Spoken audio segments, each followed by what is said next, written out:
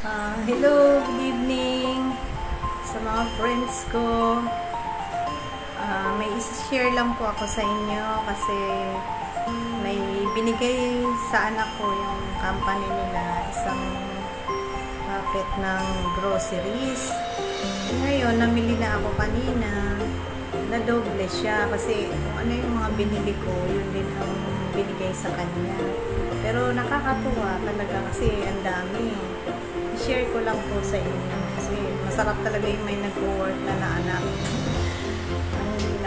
Tapos binigyan pa ako ng barangay, yung pang-spaghetti din. Ayun po, kaya nakakatuwa, diba?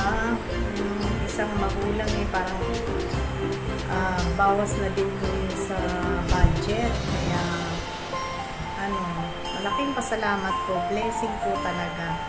I-share ko lang po sa inyo. Ayan po.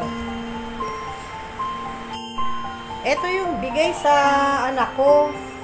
Pamasko ng kanilang company. Ayan. Ito na po yun. Binuksan ko na. Ang sarap talaga ng may anak na nagtatrabaho. Ayan ang natanggap niya. Ang galing sa company nila. Nadoble nga yung bili ko.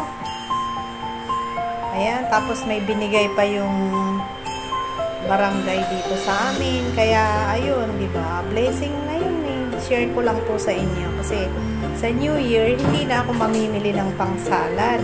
Kasi, kompleto na. Ayan po.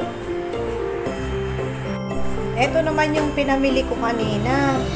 Ayan, kaninang umaga, nagpunta ako ng grocery. Ayan, na doble. Kaya talagang hindi na ako mamimili sa New Year. Pang salad din ang mga pinamili ko kanina. Yan.